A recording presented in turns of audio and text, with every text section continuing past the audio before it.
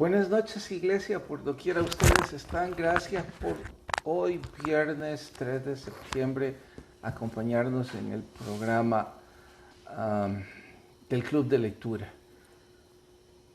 Deseando hayan pasado una buena semana y que el fin de semana estén haciendo planes para el quehacer en su iglesia.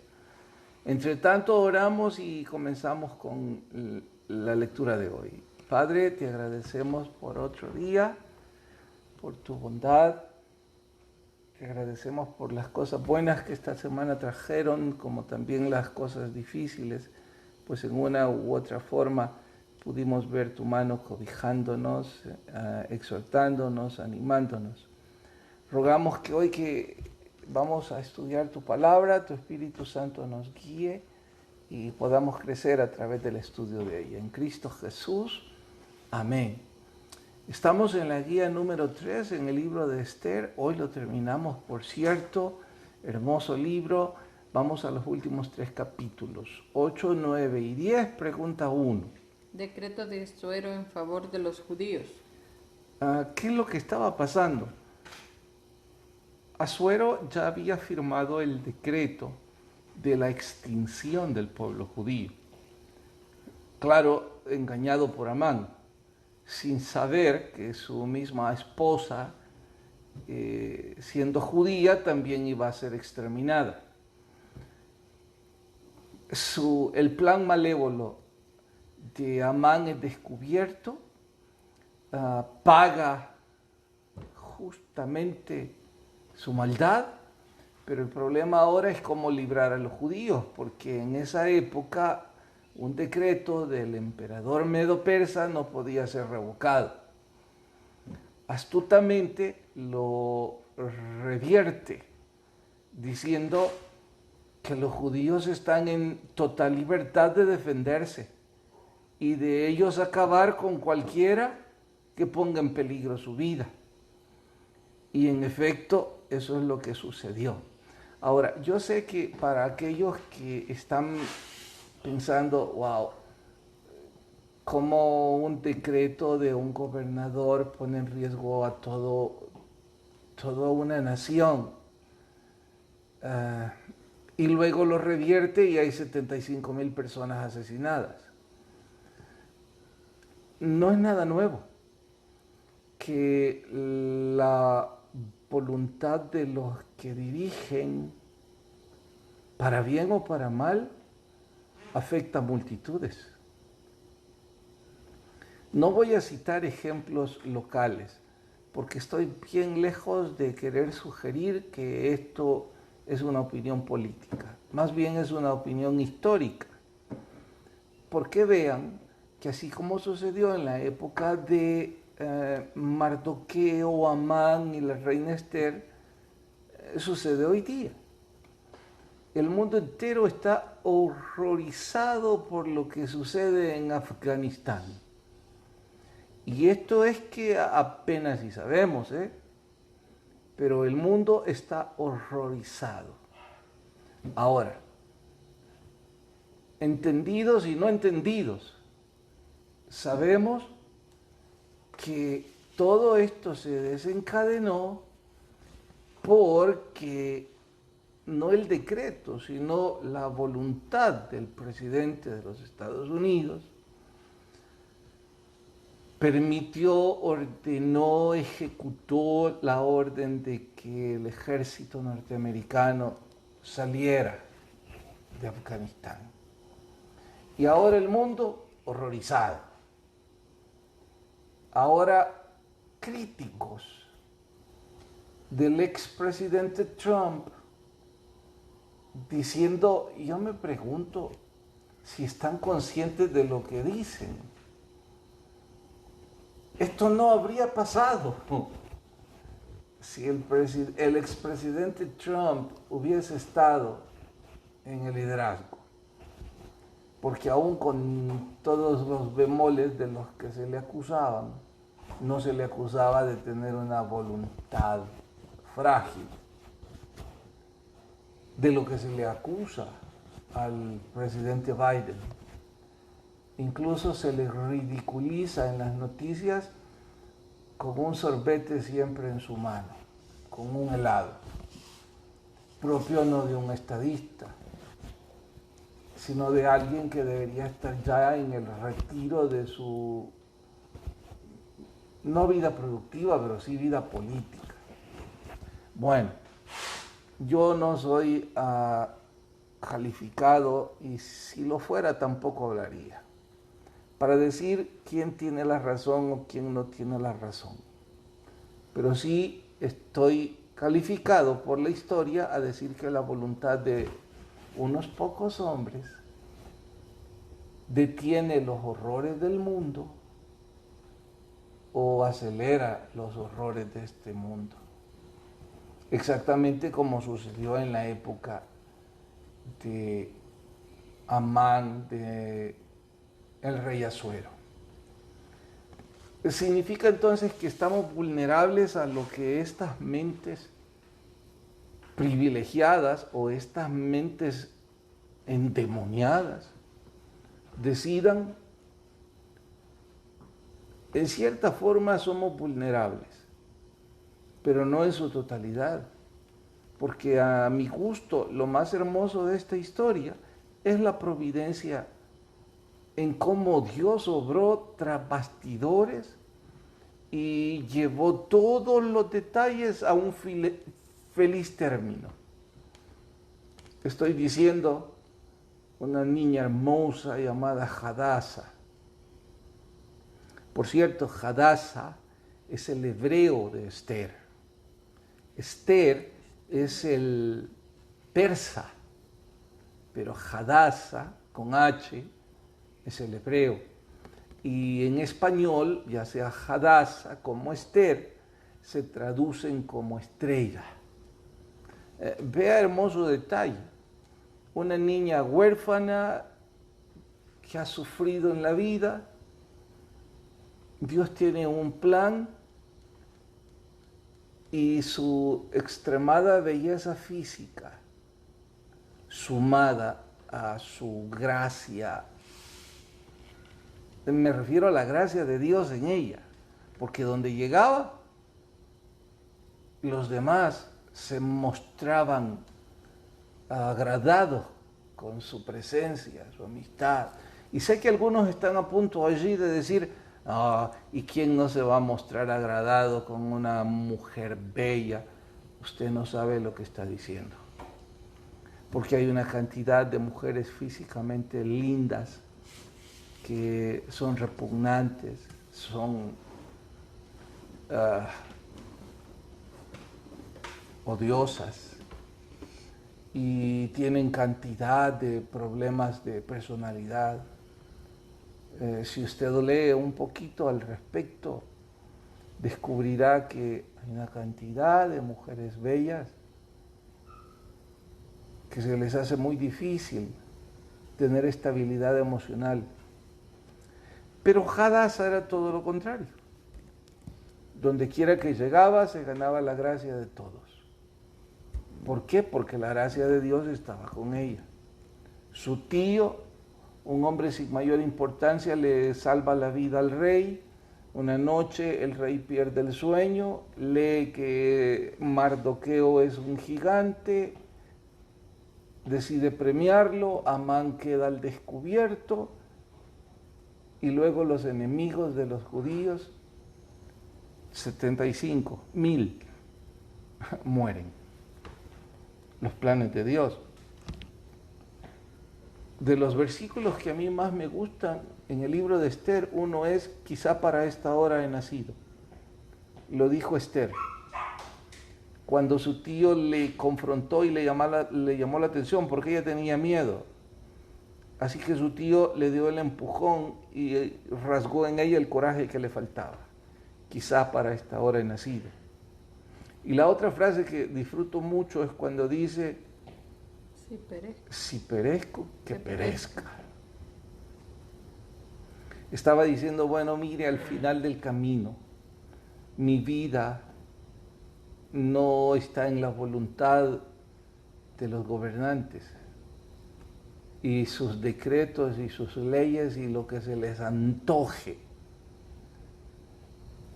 Yo no he nacido para eso, para ser el monigote de quienes quieran sean los hombres que quieran gobernar el mundo. Yo he nacido, y por eso es importante tener un propósito en la vida. Yo he nacido con este propósito. Y si cumpliendo mi propósito perezco, pues que perezca. Esta es una historia hermosa con un final hermoso. No todas las historias en donde interviene la maldad del hombre, interviene la inmediata justicia de Dios. Hay historias en donde tendremos que aceptar que la justicia la veremos probablemente en la vida eterna. Pero entre tanto, si nosotros nos cobijamos bajo su sombra, si tenemos seguridad de quiénes somos, pues el problema es menor. Sigamos. Hay preguntas. Oh, bueno. Hermano Alonso dice. Hola, hermano Alonso. Tiene dos. Dice, ¿este rey Asuero es el mismo Artajerjes y él se convirtió a Dios? No creo que se haya convertido al Señor. No hay un registro bíblico que yo haya leído con el cual pueda decir que eso evidencia su conversión. Así es que cualquier opinión de mi parte sería pura conjetura, pero la historia no lo recalca y la bíblica menos. La otra. Y no es el mismo Artajerjes. Pregunta, ¿y Amán es el claro ejemplo del mal que le deseamos a alguien se nos regresa a nosotros mismos? Bueno, sí es una manera de aplicarlo.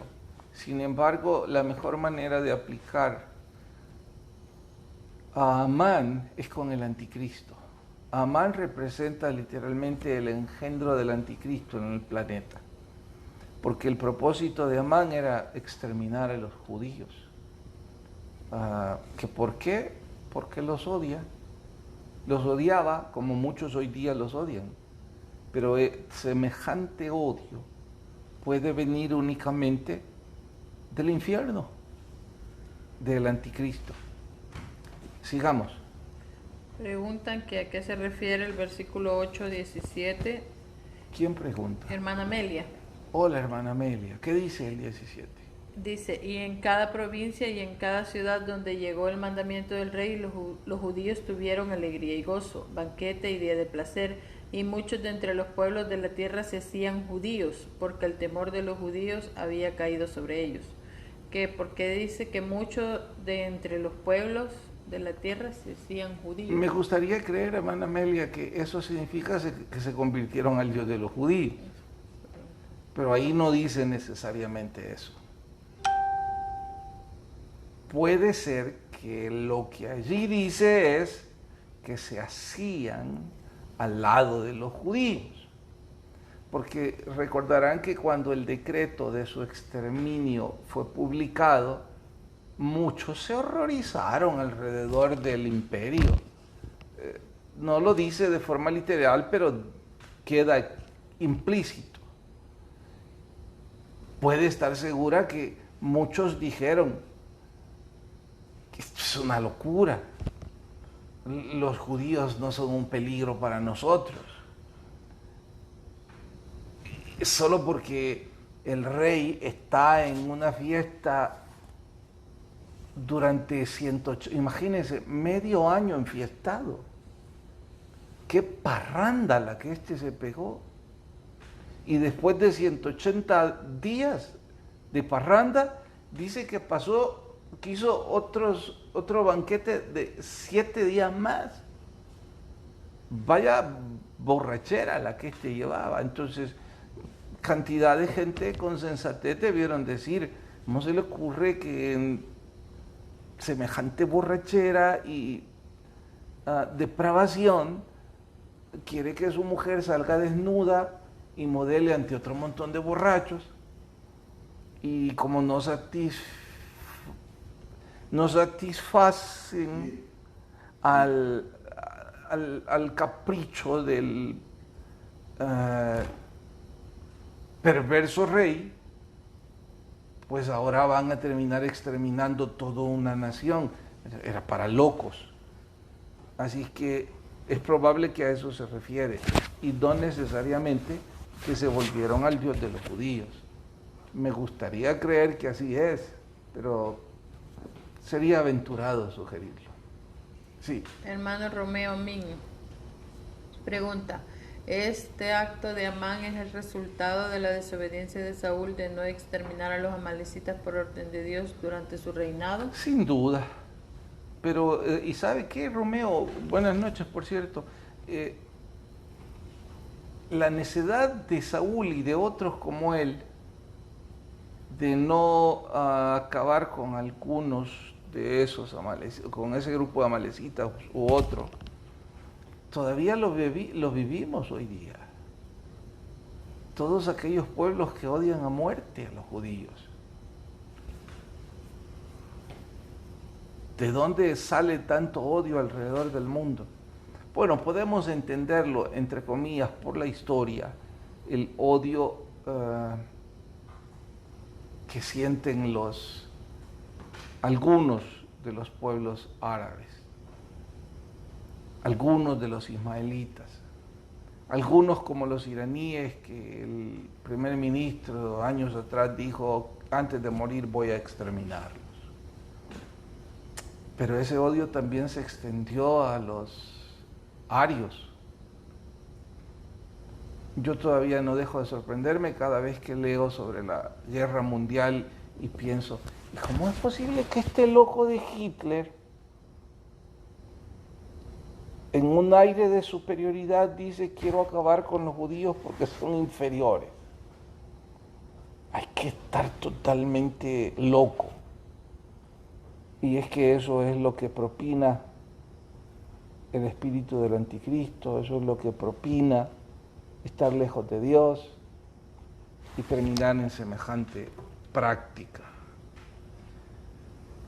Pasémonos al libro, Jenny, porque quedan 10 minutos y el capítulo de hoy, estamos leyendo Victoria en la Oscuridad de Neil Anderson. Quienes no lo han leído, se los recomiendo formalmente, especialmente a aquellos que quieren o que necesitan poner bases sólidas sobre su fe. Es bueno, se los recomiendo. Dale. Diferencia entre ser llamado y ser manipulado.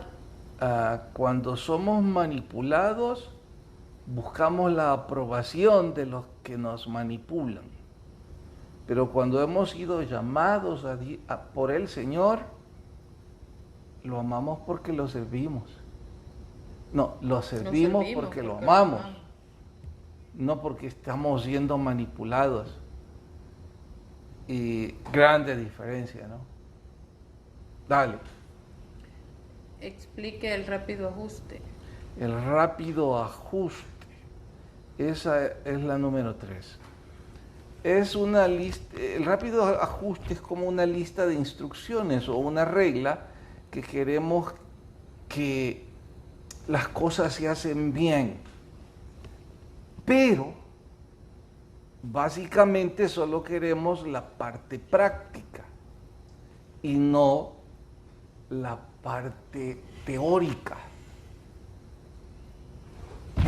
Les voy a dar un ejemplo, mejor creo que esto va a ser mucho más ilustrativo. 10 años o 15 años atrás llegó a la iglesia una mujer, tal vez 35, 40 años, buena familia, muy bien vestida, buena posición económica, muy educada. Después de 2 o 3 cultos de visitar la iglesia, se acercó a este servidor, me pidió un tiempo de consejería y me compartió la infidelidad de su esposo, que se habían separado y que ella no sabía si lo amaba, pero que le causaba repugnancia que él se hubiese ido con la señora que trabajaba en la casa de ellos. Y yo le pregunté si se hubiera ido con otra mujer no les repugnara. Y abiertamente me dijo, quizás no tanto. Es que esto, me dijo, ha vapuleado mi amor propio. Me ha hecho sentir el poco valor que como mujer tengo en la vida.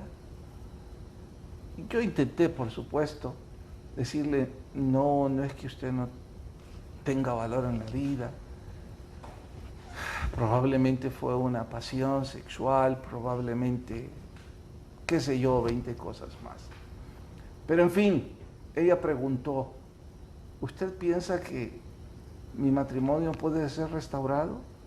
Le dije, absolutamente sí, puede suceder un milagro, pero el punto del que usted esté aquí no es que su matrimonio se restaure. Ella dijo, sí, ese es mi punto. Bueno, yo no puedo ayudarle en ese punto, insistí. Y ella dijo, ¿cuál? El punto es que usted se encuentre con el Señor Jesucristo. Porque si usted se encuentra con el Señor Jesucristo, no le puedo prometer que su marido va a volver, pero su vida va a ser diferente. Ella confesó inteligentemente, creo que entiendo de qué se trata, me dijo, pero yo estoy buscando ayuda para mi matrimonio. No estoy buscando ayuda para yo volverme religiosa. Pues no veo cómo ayudarle, le respondí. Se fue agradecida, me dijo que apreciaba que yo hubiera sido totalmente transparente, que no le haya ofrecido cosas que ella quería escuchar, pero que reconocía su molestia. Que aún con todo y esa conversación, ella decidía seguir congregándose porque independientemente de todo lo que ya les conté, se sentía bien en el ambiente de nuestra congregación. Dijo que disfrutaba la música, dijo que los estudios los entendía y que habían varias personas que la hacían sentir muy cómoda. 3, 5 meses después no la volví a ver, hasta que en un banco, mientras hacíamos fila, se acercó y me dijo, decidí no volver más. Él no regresó más y yo lo que quería era eso. Le pregunté, ¿qué quiere escuchar de mí? Que la iglesia, la religión o el Señor no funciona, ¿qué quiere escuchar? No, me dijo, me gustaría saber por qué no funcionó en mí. Yo le dije, no puedo estar seguro 100%, pero sí creo que usted quería un ajuste rápido. ¿Qué es un ajuste rápido? Usted quería los privilegios del Evangelio sin los principios del Evangelio. El Evangelio no es para resolver nuestros matrimonios, aunque puede ser que resulte como un privilegio. El Evangelio es para conocer al Señor Jesucristo. Conocer al Señor Jesucristo significa conocer toda la base doctrinal y después la parte práctica. La parte práctica es la que usted buscaba, pero usted quería el ajuste inmediato, no la parte doctrinal. De hecho, si usted hubiera aceptado la parte doctrinal, le puedo asegurar que la parte marital ya no hubiera sido tan importante en su vida, porque usted hubiera encontrado la razón que en realidad le hacía sentir su corazón vacío. No era su ex esposo el que le provocaba ese vacío, era la falta de Dios en su vida. Me vio sorprendida, no sé si porque se vio confrontada o porque discrepó con mi opinión.